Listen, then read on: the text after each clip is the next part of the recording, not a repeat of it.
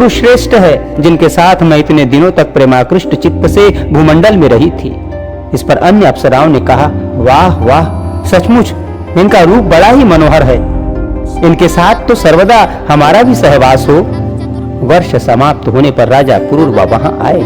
उस समय उर्वशी ने उन्हें आयु नामक एक बालक दिया तथा उनके साथ एक रात रहकर 5 पुत्र उत्पन्न करने के लिए गर्भ धारण किया और कहा, हमारे पारस्परिक स्नेह के कारण सकल गंधर्वगण महाराज को वरदान देना चाहते हैं, अतः आप अभीष्ट वर मांगिए।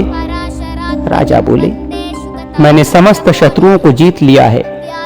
मेरी इंद्रियों की सामर्थ्य नष्ट नहीं हुई है। मैं बंधुजन, असंख्य सेना और कोष से भी संपन्न हूँ।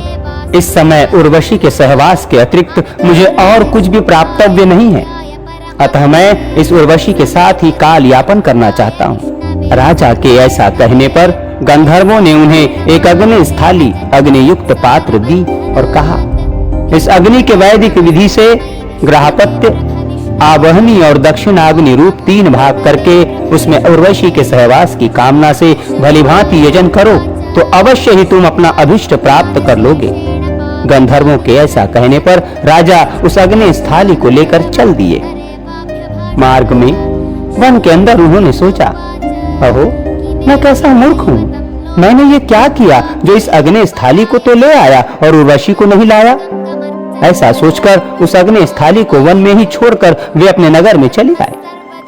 आधी रात बीत जाने के बाद निद्रा टूटने पर राजा ने सोचा, उर्वशी की सन्निधि प्राप्त करने के लिए ही गंधर्वों ने मुझे वो अग्नि स्थाली दी थी और मैंने उसे वन में ही छोड़ दिया, अतः अब मुझे उसे लाने के लिए जाना चाहिए।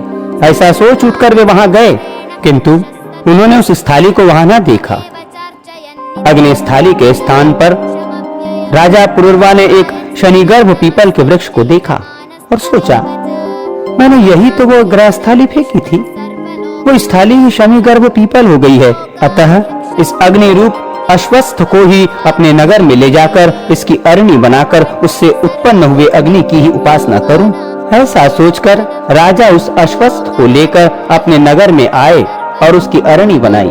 तदनंतर उन्होंने उस काष्ठ को एक एक अंगुल करके गायत्री मंत्र का पाठ किया। उसके पाठ से गायत्री की अक्षर संख्या के बराबर एक एक अंगुल की अरणियां हो गई।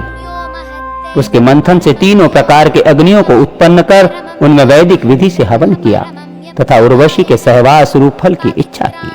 तदनंतर उसी अग्नि से नाना प्रकार के यज्ञों का यजन करते हुए उन्होंने गंधर्व लोक प्राप्त किया और फिर उर्वशी से उनका वियोग न हुआ।